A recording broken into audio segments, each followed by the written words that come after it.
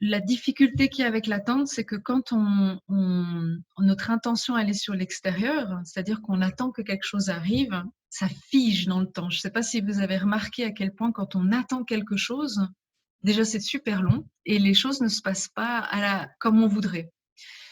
Et les personnes qui sont dans cette attente que la créativité se manifeste comme c'était avant, elles vont attendre longtemps parce que c'est figé. Ça ne va pas du tout se passer comme avant. Là où en fait ce soir, c'est vraiment une nouvelle information aussi pour moi, c'est qu'on est dans une ère énergétique où on est plutôt en train de passer de la terre à l'air. Et qui dit air dit vraiment d'avoir cette créativité, ces informations qui vous viennent beaucoup plus dans ce côté lâcher prise, c'est-à-dire de se laisser aller et d'y aller. Pas d'attendre qu'il y a quelque chose qui arrive, mais plutôt de commencer, de partir même d'une petite idée et d'y aller. Donc pour vous comparer, comme je vous ai dit tout à l'heure, l'exemple de quelqu'un de créatif d'avant, c'était vraiment j'ai une idée, j'en fais un plan, il y a une structure et on pouvait presque voir tout l'éventail qui se mettait devant. Vous voyez?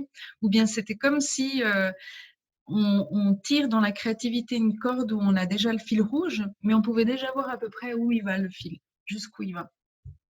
Là, on est dans une nouvelle phase, c'est que c'est plutôt une information qui tombe et on doit faire confiance. C'est comme si on voit rien d'autre autour et hop, il y a une autre info qui vient et hop, il y a une autre info qui vient. Vous voyez?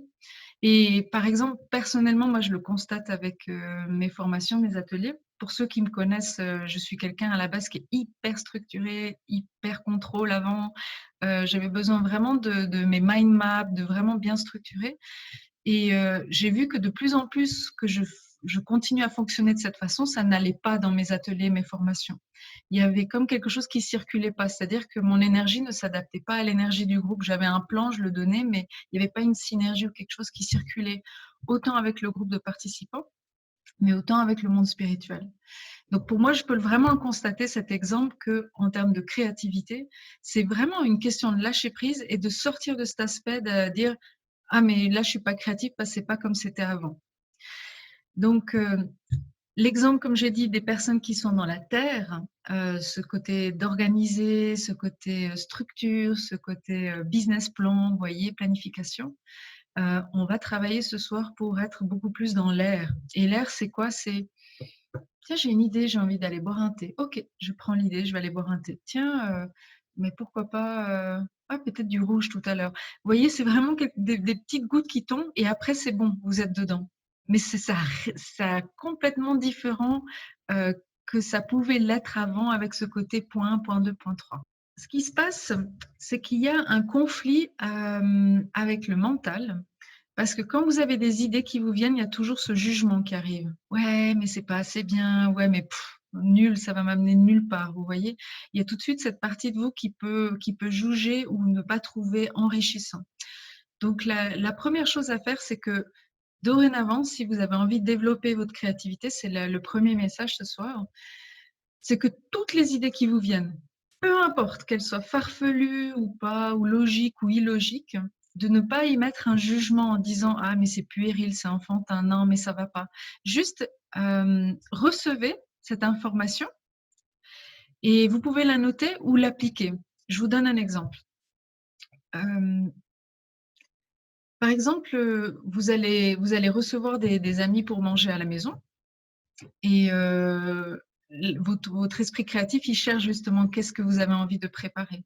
Et d'un coup, vous avez une idée comme, je sais pas, une pomme de terre, mais vous dites, ah, non, c'est plutôt l'hiver, etc. Vous voyez, on juge tout de suite, c'est plutôt hiver, etc.